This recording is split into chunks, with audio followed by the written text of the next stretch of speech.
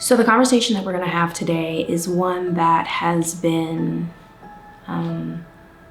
difficult for me to talk about truly for a very long time. I've been more open recently, and so I thought it was like, you know, yes, let's do an official video about weight loss. It jiggles, that's what it does, it jiggles. And it always is jiggled, it's just always jiggled. You guys have seen me throughout my entire life since I was 3, you know? Cosby Show, Hang on Mr. Cooper, Dr. Dolittle, albums, That's So Raven, State of Georgia. And at every time, there's a weight situation going on. I'm either bobblehead small or, you know, thicky, thick. But things are changing naturally, and it feels good. It only took me 35 years. You got a package. You did? Mm-hmm. I wonder what it is. I genuinely don't know what it is.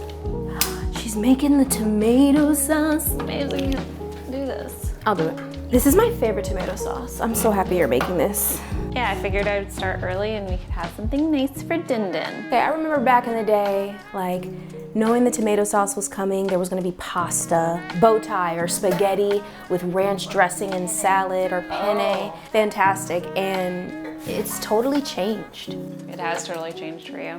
And I feel like you're so much, well, I can't say so much more, but you're really satisfied. Like, you love this sauce. No, I do. I love this sauce. I think it's because it has the butter and the onion, and the way you cook it long and slow, and anything that you cook long and slow is gonna be good. It goes along with the weight journey, which is kind of what we wanted to talk to you guys about today. Pounds down has been a thing. Pounds down. Ow. Pounds down. How much would you say I'm down now? I think you said like 33. I'm like 33 pounds down. And I've had a lot of non-weight victories as well, right? Oh, inches and... Inches, my arms, which is not quite there yet. It's been a full-on journey that I've been documenting on Instagram, and babes, I just want to talk to them about both of our journeys because everyone is particular about their foods. I think they would be interested to know ours. I agree. I mean, people have definitely asked and picked up on and seen things, and I think for you, you have been obviously in the public eye for such a long time. People have been able to like track your ups and downs, and now it's different for you because you are actually doing this for different reasons. And yeah, I think we should share our stories. I think that the best way to really give you guys the tea is just spill it everywhere. Yeah, just to spill it everywhere. Spill it everywhere. Like, babes, can you talk to me as if you were one of our viewers watching and ask me those questions that sometimes I forget because I'm a normal human? Right, questions that you forget because you're a normal human. Yeah. Well, do you mean like, what are you eating? Why are you trying to lose weight now? What's the reason? I'll start with that one. I've always been trying to lose weight. It's been the hardest thing I've ever done. I've been on every single diet. I've taken different kinds of diet pills. I've exercised. I was almost a Pilates guru. I was boxing, but I could never lose the weight that other people thought I should lose. You know, there was always that weird moment where I was just like, this weight is never coming off the way other people want it to. Is that because you never changed how you ate and you were just like incorporating exercise? Because you know what they say, abs are made in the kitchen, which means you can't just work out and expect your whole body to change. Right, no, I changed how I ate as well. And it didn't work, but the way that I was eating was totally different. So like, how long will it take until it's ready? At least an hour. Let me tell you guys about this sauce. It is so good you can just eat it in a bowl. And you know what? I can eat it in a bowl now because I know how to eat. Okay, so anyway, you were saying that you were doing all this exercising, but you still weren't losing the weight. But I'm saying, like, what were you eating during that time? A cup of spinach, a chicken breast, and a baby cup of rice. I would have rice cakes with peanut butter for breakfast, and then for lunch I'd have a salad with oil, and then for dinner, depending on how hungry I was, I might have something a little bit So you were having a very standard, like, diet. Yeah, and I was miserable. My mental was not in it. Did you feel deprived? Yeah, babes, I like my meats. I like my fats. I love cheese. I wasn't allowed to have that. It was just a hot mess. Did you ever have that problem? Did you ever have a problem with food like I did? Can we tell one of our favorite stories? That we both found out that I think when we first started dating, we were talking about our food journey and this, that, and the other, and somehow a nutritionist came up and I was like, oh, I went to this nutritionist, and turns out we went to the same nutritionist and he kind of had us on the same food plan. And I used to only eat Luna bars for lunch and then have my one dinner and then work out. And then I had a nutritionist give me these like protein called Myoplex bars, and I would eat a Myoplex bar throughout the day, but I'd like portion it into 4 servings. So it was like I had breakfast, lunch, dinner. How big were they? They were like that big. I would have shot that man. This can simmer now, so we can go sit or something. Yeah, let's go. Weight can be difficult because, now there's like trigger warnings and things of that nature. And, maybe it's a thing that we should tell people right now. Hey, trigger warning. We're going to be talking about body issues. We're going to be talking about our own personal food addiction journey. And I think it's important to have that conversation, don't you? I think it's a very important conversation because I think a lot of people share the struggle. I think a lot of people look for support, and I think a lot of people, can relate. So it's important to talk about and not stigmatize it or make it taboo. Yeah. I think that's one of the things. We make it taboo. We make it to where, oh my goodness, I have to look a certain way because this person is fashion forward and they look that way. I know you've told me before, but I don't think they know. Like when you were growing up, did you have someone that you looked towards body? Spin it up, babes. Literally. My question was to you, when you were growing up, did you have a person in your neighborhood, a friend or a celebrity that you looked up to body conscious wise? I'm sure I did have that person like in my real life. I know I definitely admired people who had toned, strong physiques. I always felt like I was like this little pudgy I idolized people who were much older than me, who had gone through their awkward stages and now were their confident older woman selves. And that was a problem because when you're 12 years old and you're looking up to somebody who's 30 something or 28, it's really out of balance. And I definitely had that with like Jennifer Lopez and some of my mom's friends. I thought they were so beautiful and sophisticated and they were lean, and I wanted to look like that, and I wanted somebody to look at me the way I looked at them, and that definitely skewed some of my comfortability within myself and my wanting to change my shape. What about you? At 7 years old, I was on a show called Hang with Mr. Cooper, and one of the women on the show was named Holly Robinson. Her name now is Holly Robinson Pete. Hey, Holly. And her body, she was just skinny and pretty and sexy. And I'm like, I don't or can never look like that. Like nobody in my family looks like that. But when I'm getting feedback from my friends, I'm the fat one of the group and she's not called that. So it felt that way at a young age. Janet Jackson has always been someone whose body is sick and I want to be just like it, but knowing that it's not attainable for me, because one of the things I was not taught was that my body is my body and my structure is my structure. So no matter if I'm, 100 pounds to 300 pounds, it's gonna be the shape that I'm supposed to be. So my shape is never gonna match any of these other people's shapes. So yeah, it was a little bit of a clusterfuck in my head, but I think all females and males now, more males are coming out with body dysmorphia, and it's hard.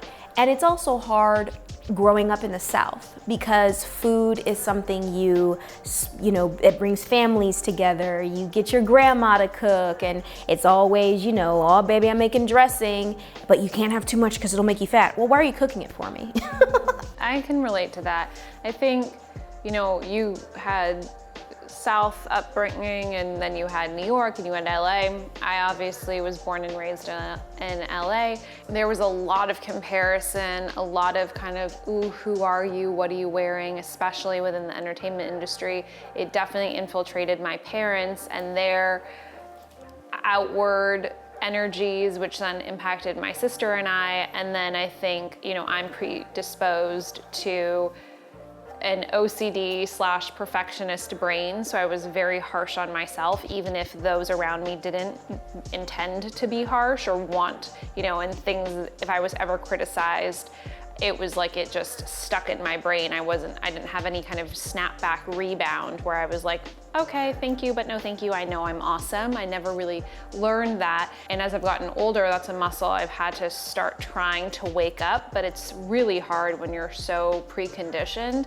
And I think body dysmorphia that's a true disorder. And I think there's such an interesting scale, right? Because I feel like almost every person in the world can relate to a bad hair day, can say, I've overate during the holidays, or I got super emotional after a breakup. Think of those movies and you see the girl with the pint of ice cream and the box of chocolates and she's weeping into the box of pizza, and it's because her heart was just broken. So it's like we understand that, but then you have people who are much more extreme on the level. You have people who physically look in the mirror and see a completely different image. You have people who get the smallest trigger in their life, like their boss is rude or says something that cuts them, and they binge for 2 weeks. I was in that area, and that was me younger. I felt lonely in my life, so I ate. I felt sad in my life, so I ate. And it would create these huge episodes of binging, and all with this perceived, it's because I'm ugly, it's because I'm not worthy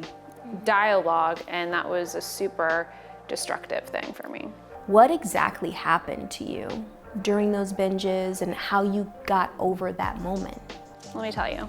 So my journey with food and body and self-image has been a long and exhausting one. You can ask my mother, she knows, she's been there for the whole thing. But getting over it is a hard word, because I think maybe not the phrase to accurately describe it. I think what it really is a continual choice to grow and change and be healthy. So I made a commitment to try and be my best self and try and be radically honest with myself. Historically, I've had really bad binge episodes, and then to get out of my binge episodes, I would become really restrictive. And it was almost like Jekyll and Hyde for me, super black and white. One time, for like 2 weeks of my life, I'm this person who will eat everything and anything. I don't care if it fell on the floor. I don't care if it has every ingredient in the world in it. And then all of a sudden I become this other person who is super controlling of food and doesn't want anything touching anything. And if it has a little bit of butter in it, I'm like, no way. I didn't recognize myself a lot of the time. Being honest with myself meant, if I am having a restrictive tendency, why is that? What triggered it? And can I push through it or not? If I do feel binge urges, what is that from? I started becoming more observant and more of a questioner instead of almost a puppet. And I was this puppet to my own illness in my brain and my own thoughts. And sometimes thoughts need to just sail through and not be given a second moment of attention. And I had to learn how to decipher between what I think now is like my two brains, my healthy brain and my unhealthy brain. And that is a constant journey, and it looks different and it's evolving. And as I get older and as I have different support and different relationships and different understanding of myself, it changes. But that's really kind of where I'm at today. As a younger person, I was very, very concerned with my physical appearance. It was debilitating. It would keep me hidden because I felt like I looked so ugly or so awful, and I'd feel embarrassed to make eye contact with people. It was this deep kind of self-loathing insecurity. And now I'm kind of like, well, you gotta go live your life. You're gonna have to get out. So even if you're feeling crappy about yourself, push it aside and move on, because it's not reality. The only thing I would say to anyone else out there who's either struggling with an eating disorder or trying to shift their body is to remember your motivation and make sure that that motivation is something that actually furthers you and suits your best self. Don't fall into the traps of society. Don't fall into deep pits in your brain that might not be so nice. Don't listen to that cruel voice in your head if you have one. Self-acceptance and love and the desire for health is really important, and that's my wish for everybody. And it's my continued wish for myself too. We're a diverse group of people and planet, and every body shape is beautiful, and balance can be a really beautiful thing when you find it. When did you start to understand that you had food addiction issues / tendencies? I think I knew something was wrong with my relationship with food when I was around 7 or 8. I remember a specific moment. I was on Hang with Mr. Cooper, and one of my favorite breakfasts, egg or sesame bagel, smeared with cream cheese, put in the microwave. And you take it out, and the cream cheese is like bubbly, and then you put a tomato on it, and then you eat it. And I remember when I'd get stressed out, I would have 2. Or if I got stressed out a little bit more, I'd have 3 and some potatoes. And someone said, you know, people, you have to stop letting her eat this food. And I was like, why do I have to stop? I don't understand what's going on. That was the first time something clicked that what I was consuming was incorrect. When you say, sorry to interrupt you, but when you say that something you were consuming was incorrect, does that just mean the size and the volume? Because the food itself, like if you had it in moderation or balance, would probably have been fine, right? It was just you were having too much of it. I think, yes, I was having too much of it, but now looking back, knowing that type of food is not good for my body composition. Yeah, you've learned that. And the way they told me when I was younger was, you can't have bread. Why can't I have bread? It makes you fat. And then as I got older, you know, it was, you can't have this food, you can't have this food, it makes you fat, you can't have this food. But there was never really a full explanation that made sense to me because everyone around me ate it. Everyone around me had pizza, everyone around me had burgers. But when did you realize that you had an addiction to food? This is like not when people were shutting food down from you, because that it was like you didn't understand what was happening then. Yeah. People were just eating normally and you were being told no, not because even I don't assume that the people who were telling you not to eat pizza understood that your body couldn't metabolize it or that you were eating too many carbohydrates and you had a predisposition to diabetes. They were just saying no because it's like pizza makes you fat, it's a heavy carb and it's cheesy and greasy. So that wasn't with real understanding, but I'm really curious to know when you understood like, oh wow, I have my relationship is warped, I have way too much of a dependency on food. I don't have a day. I think the only way I can answer your question is when we got married. Did I realize that it was an addiction? Because it was shrouded in, I just want it. Like, I just want it. That's what I'm craving, and that's what I'm gonna eat. I'm not binging.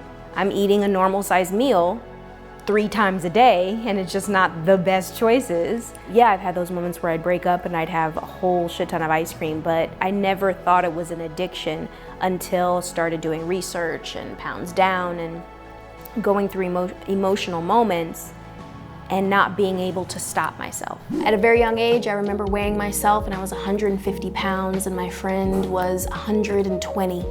And I knew that I was bigger than everybody else, but I didn't feel as if I was like so big that it should be such a problem. You know, during 15 to 20-year-old Raven, I was in the limelight, super, you know, and you could see me on red carpets and you can see me just really fat.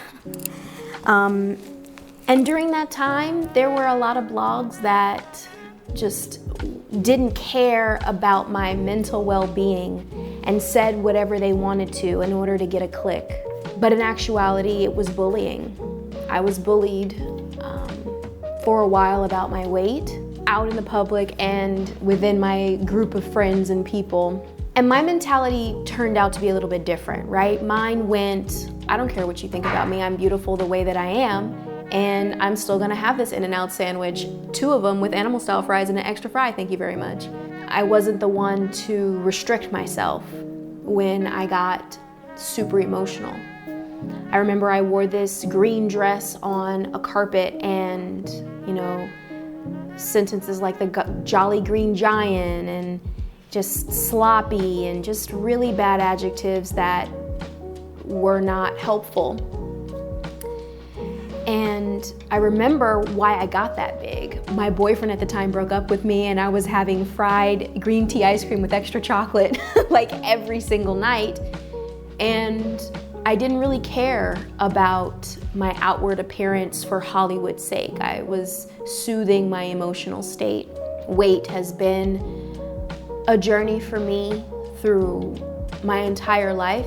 There's weight fluctuations within my family. You know, we are not the skinniest group of people. And there's always this conscious nagging of you can't have this, you can't have that. It was such a struggle to find clothes. You know, a lot of people in my age bracket at the time were dressed by this designer and this designer. And when my team went out to find clothes, they said, well, we don't have her size. So I have been the celebrity that buys their own clothes. And even now that I'm losing weight, we'll gift you. I'm like, no, I can buy it myself. I don't need your handout. Thank you very much.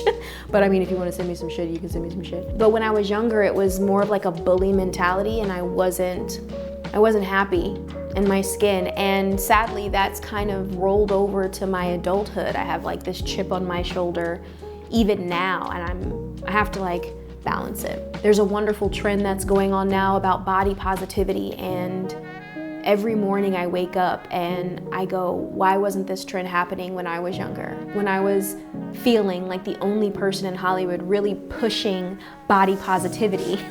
And it's just not fair. But things progress, and it makes me so happy that the generation coming up has confidence in their sizes, has confidence in looking and being healthy, because that's also important too.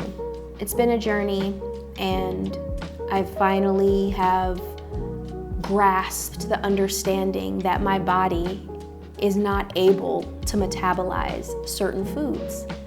And so that makes me special.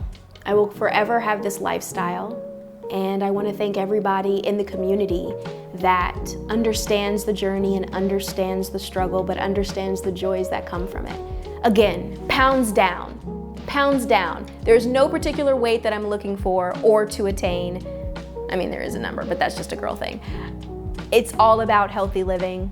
Yeah, it's hard, right? Because food, again, is so common in our culture. It's very easy to distinguish when you have an alcohol problem or when you have a drug problem. And I say easy, some people live in denial, but you can see that because it's a distinct behavior. It's like, can you go a day without drinking? If not, how does that make you feel? Oh, I'm volatile, I'm angry. Okay, you probably have a dependency. Like, can you function, etc. Food, we need it to function. Food is common, it's shared. It's, hey, let's go be social and have a drink together. Let's go be social and have a meal together. Let's cook together.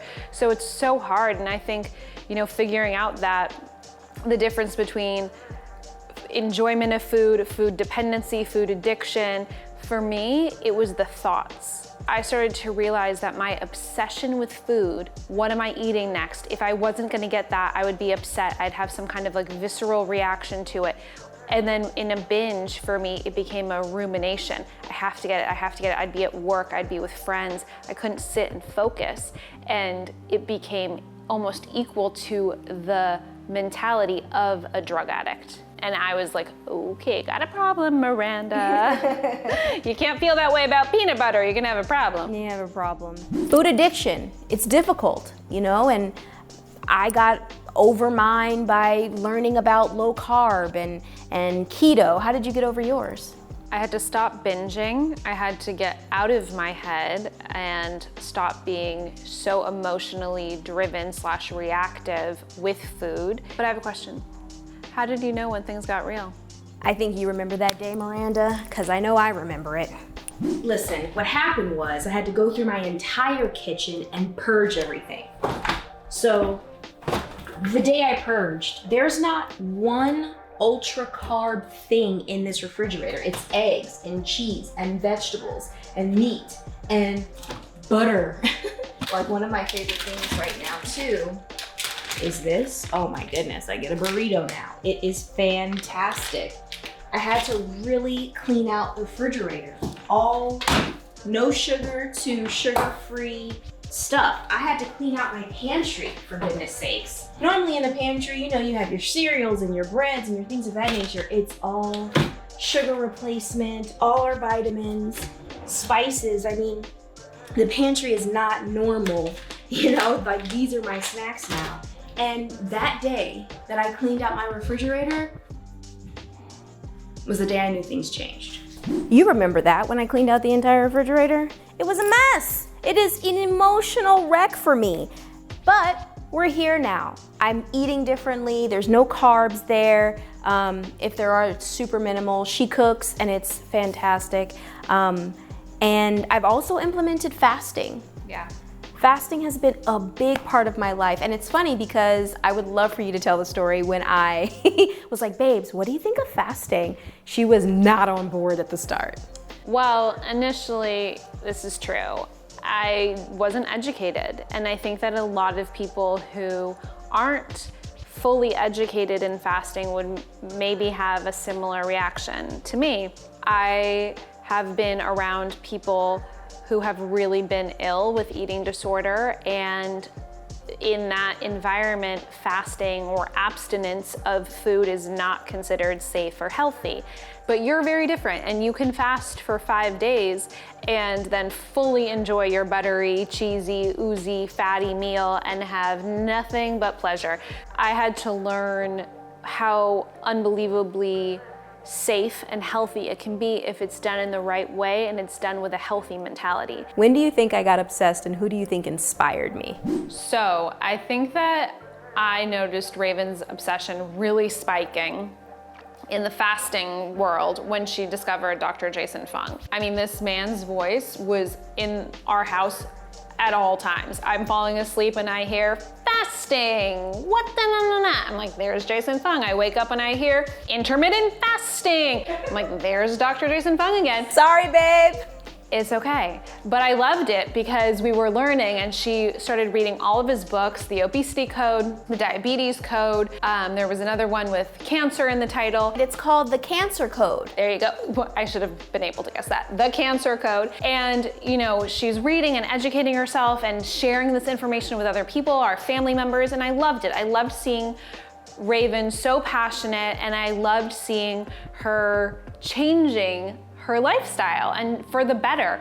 So I decided that I had to find Dr. Jason Fung. I had to find him and I had to get him here, and then I realized I couldn't purchase him and fly him here. So I was like, you can't purchase Dr. Jason Fung. I was like, oh man, he's not for sale. And also he was like COVID, and I was like, oh, that thing, right. Anyway, so I was like, if I can't get Dr. Fung to walk into our door so I can hear him actually in real life say fasting to Raven, so I had to do the next best thing. Oh my goodness. Are you so happy? I don't even know what to say right now. I have to tell you, Dr. Fung, it's crazy because my wife loves you.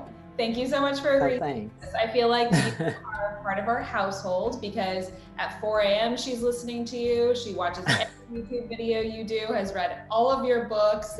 It's crazy. I love you. I think that you are, first of all, fucking cool, because you're over here in your blogs cussing and like keeping it real in all of these.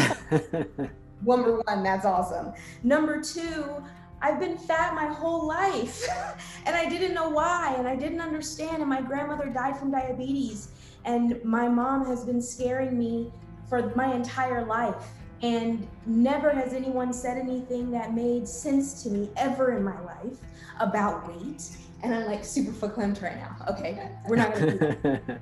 Listen, no one has said anything about weight like you have. It's amazing because honestly, like the stuff that's out there mostly, a lot of stuff like calories, count your calories, I'm like, if it worked, like I'd be the first person to tell you to do it, but it just doesn't work. And that's the crazy part. It's that it always struck me as very strange that you have this advice that actually doesn't work at all. So if you look at how many people are helped by that sort of advice, it's like very few. Like failure rate's like 99.5%. So we give advice that has a 99.5% failure rate, and then when people fail, we turn around and blame them and say, oh, you had no willpower, oh, you didn't follow it properly. Like, what the hell? Like, it makes no sense at all. In 1977, we got this dietary guidelines for Americans, which changed everything, basically. Because prior to that, there was nobody telling you what to eat. Your mom told you what to eat. Your mom told you how to eat, right? You don't eat snacks all the time. You don't eat like junk food. That's just sort of what people did. And it was not based on a lot of evidence, and people don't understand that. So you get these dietitians who are raised on 40 years of this sort of advice, and they think it's correct, but it's actually, when it was released, it actually had no evidence to back it up. And what it said was that they thought that dietary fat caused heart disease. Right. And that was, everybody has heard this, of course, but it wasn't based on any sort of real data that was reliable. The pyramid initially showed that the base was all white bread and pasta and rice. And they said, eat 7 to 11 servings of this stuff every day. So that's how this whole thing came about, that you should eat all the time, which nobody had ever done that in history, because people are busy. Like, we don't have packaged food everywhere. Here you have an intervention that actually has the potential to reverse all that disease, that is available to anybody in the world for like, you don't need a prescription to do it. You just need the knowledge. You just need to let people know. Jason Fung, a fantastic man and doctor, knows the words, knows the dialogue. But Babes knows that some days I go long and she's like, what is your body doing? I am cleaning out my immune system. I am cleaning out my gut microbiome. And I'm not the only one in the family who fasts. Right, babe? This is true. I do enjoy a fast every now and again. Never gone longer than 19 hours, but I do fast every day for 17 hours, which simply means that after the last bit of food goes into my mouth in the evening, which is usually somewhere between, let's say 7:45, 8, once that last bite of food is swallowed and down, I start my timer and I go 17 hours out. She does a 17-hour, which is great for her because her portion size is correct. She knows how to place her meals correctly throughout the day. Me, however, my portion size can get a little large, and I like my steak, I like my butter, I like my cream. So sometimes I do longer fasts. You can catch me in a 24, a 42, sometimes a 72. But I'm always making sure I'm safe. I love to calculate how much time between meals I can have in order for my body to digest correctly, and I do it with this app. I mean, my favorite app is on my main screen. You press this is how long I've been fasting today. There's a coach setting, so I can set how long I want each fast to go for every day. But this is the kicker, right? So you go to your profile. So far, I've had 164 fasts in my life. I can go to the calendar, and every single green or gray are hours that I fasted on every day. There's fat burning, there's ketosis, there's deep ketosis. It tracks your weight. Every morning I wake up, I check it. I'm like, oh, I'm in fat burning. This is what I'm expecting for my diet. Like, there's just so much this app does. Love every part of it. Low carb food, what does that look like? Keto, what does that look like? I am not an expert by any means. I am learning just like everybody else on YouTube. But I was able to talk to Dr. Eric Westman. I was able to talk to amazing people like the fantastic home cook Maria, who has so many books out there. I actually got one of hers. And I also got to talk to the fantastic family that runs Keto Chow.